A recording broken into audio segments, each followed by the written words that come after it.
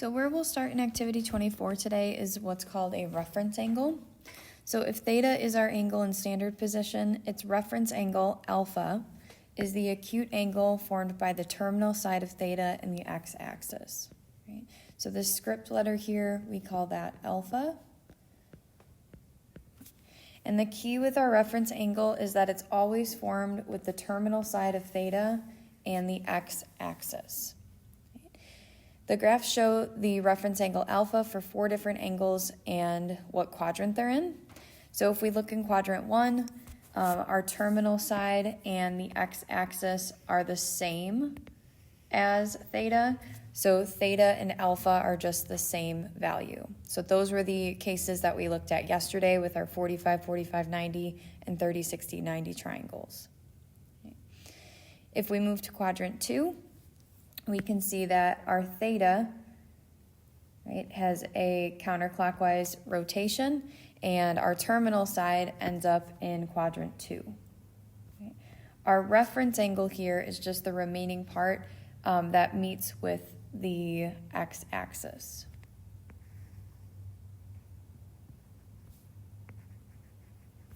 Okay. So when we're in quadrant 2 and we need to find our reference angle, depending on if we have angle measure or radian measure, we can just take 180 and subtract off theta, or take the value of pi and subtract off theta.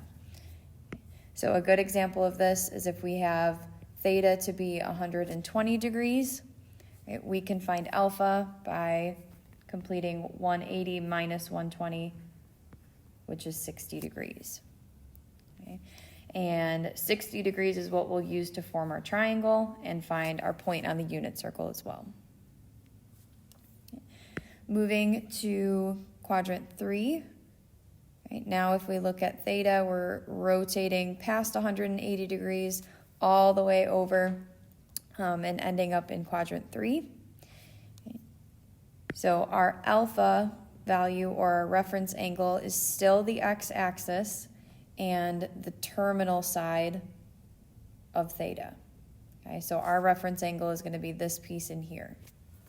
Okay.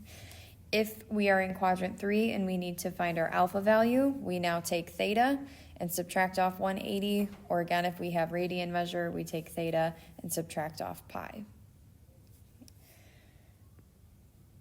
So a good example of this one, if we have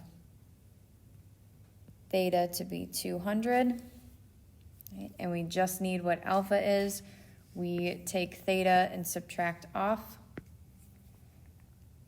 180 degrees, so we have 200 minus 180, so alpha would have to be 20 degrees.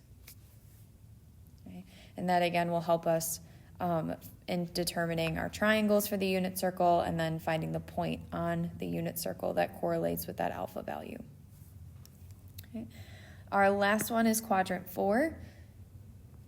So again, theta, we're rotating all the way around and getting to our terminal side. Okay. Our reference angle is still formed with the x-axis and the terminal side. So we're looking at this last remaining piece inside here. Okay. If we are in quadrant 4, we take 360 and subtract off theta, or 2 pi and subtract off theta. Okay. So now let's say we're given theta in radian measure, and we'll say that theta is 11 pi over 6.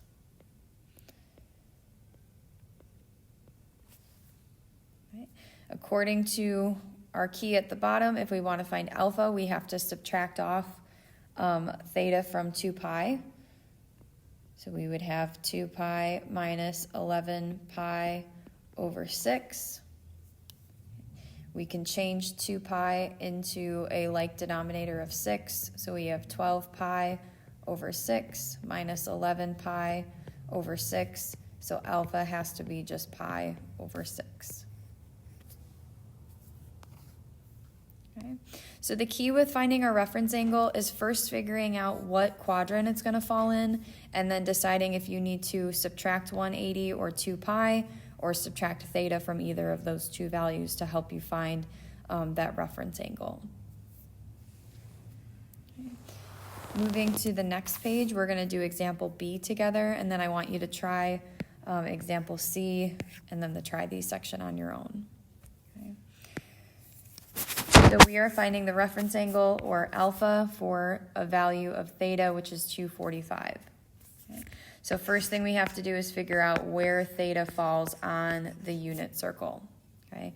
So if we are at 245, we know that 245 is greater than 180, so this has to be in quadrant 3.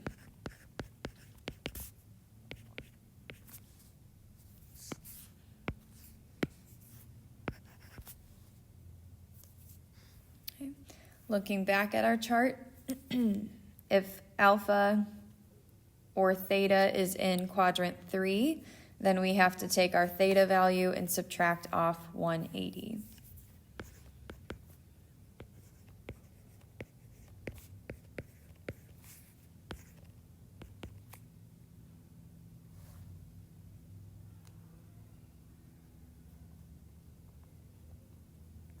And that would give us 65 degrees.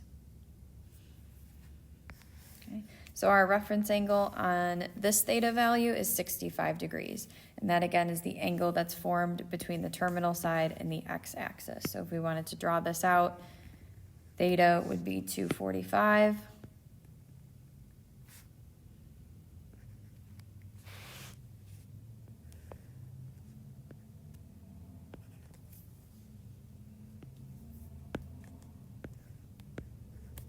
Our alpha value is going to be 65.